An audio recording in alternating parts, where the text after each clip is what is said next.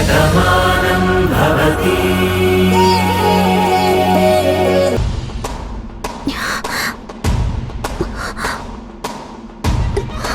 జాగ్రత్త.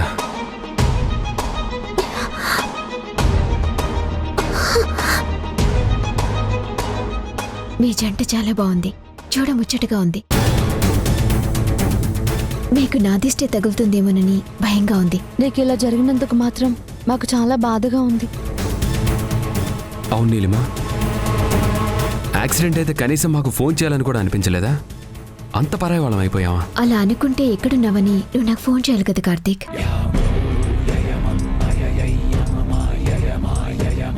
అది నేను అర్థం చేసుకోగలను. మీరంతా ఇక్కడ చాలా ఆనందంగా ఉన్నారు. ఆంటీ భానుని యాక్సెప్ట్ చేశారు, తనని ఇంటికి తీసుకొస్తున్నారు. ఇదంతా మీకొక పండగలా ఉంది. అలాంటప్పుడు మీకు ఈ విషయాన్ని ఎలా చెప్పగలను? ఇప్పటికే నా వల్ల భాను చాలా బాధపడింది. కష్టంలో ఉన్నప్పుడు సాయం అడగడానికి ఆలోచించనక్కర్లేదు నీలిమా. నేను కోరుకున్నది నువ్వు మారాలని తప్ప నీకు ఇలా అవ్వాలని కాదు. ఈ మంచి మనసే భాను అందరూ నీ వైపు ఉండేలా చేస్తుంది. ఏదైతేనే మీరంతా హ్యాపీగా ఉన్నారు, చాలా సంతోషం. నా వల్ల మీ ఆనందానికి ఏ బాధ కలగలేదు కదా? నువ్వు నా స్నేహితురాలు నీలిమా. నువ్వు బాగుండాలని కోరుకుంటాం, అంతేకాని నువ్వు ఇలా బాధపడాలని మేము ఎప్పుడూ అనుకోము. భాను మనసు కూడా అలాంటిదే. నువ్వు రెస్ట్ తీసుకో.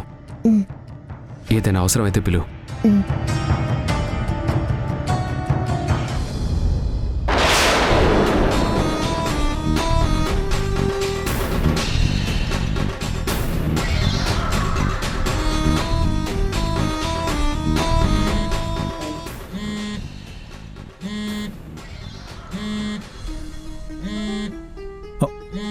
ఏ బాబు, ఏ బాబు. సార్ సార్ నమస్తే సార్. ఏ బాబు, ఇటు చూడు, ఇటు చూడు. పిలిచింది జైలర్ కాదు, నేను. ఎందుకు సార్? నిన్నుండమన్నది నాకు ఫోన్ ఇస్తావని. నువ్వు నిద్రపోతావని కాదు. ఫోన్ రింగ్ అవుతుంది, ఇవ్వు. వైబ్రేషన్ మోడ్లో ఉంటే మీకెలా తెలిసింది సార్? అదే నీకు నాకు ఉన్న తేడా. ఇటివ్వు.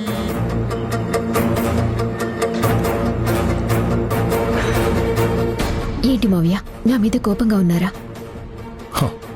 నువ్వు చేసిన పని తలుచుకుంటే చాలా బాధగా ఉందమ్మా.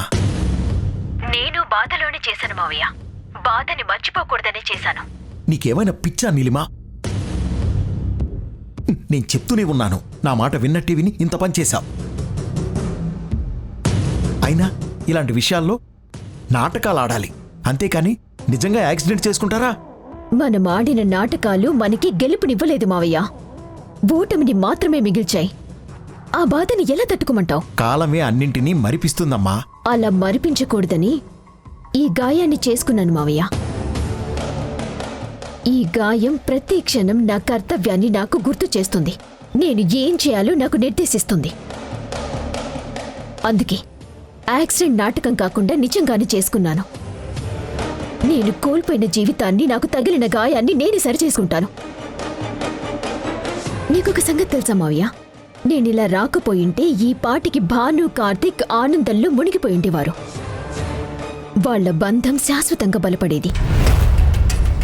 నేను ఇలా వచ్చేసరికి వాళ్ళ మనసు కరిగిపోయింది. వాళ్ళ మధ్య దూరంగానే మిగిలిపోయింది. భాను నిన్ను నమ్ముతుందా అమ్మా? భాను నమ్మకపోయినా కార్తీక్ నమ్ముతాడు మావయ్య. కార్తీక్ని కాదని భాను ఏమీ చేయలేదు. వాళ్ళ మధ్య దూరాన్ని పెంచటమే నా జీవితాశయం.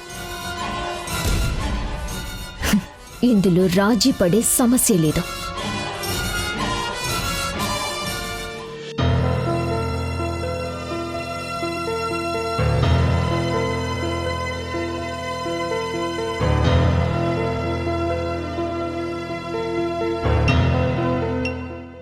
నీలిమ ప్రవర్తన మీద అనుమానం ఉన్నా, ఇంటి గౌరవం, ఆయన అత్తయ్య బాధపడకూడదని నేను మౌనంగా ఉండిపోయాను.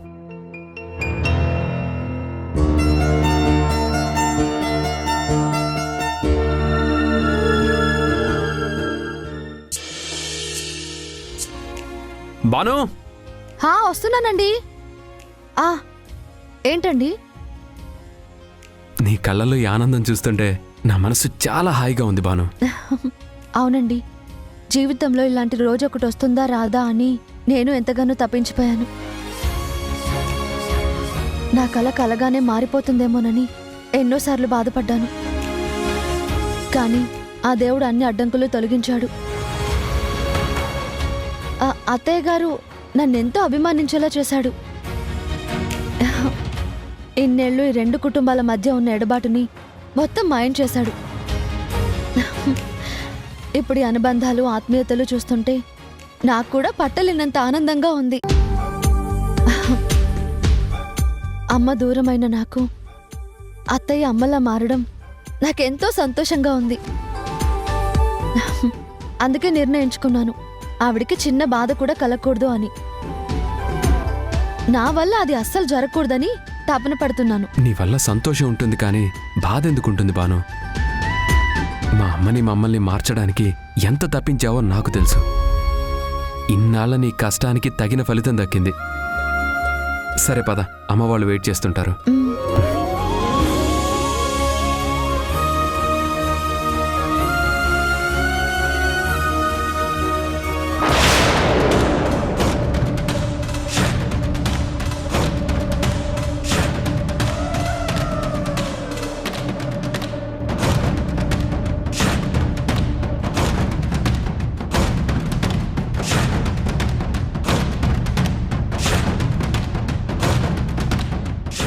ఏంటి నీలిమా?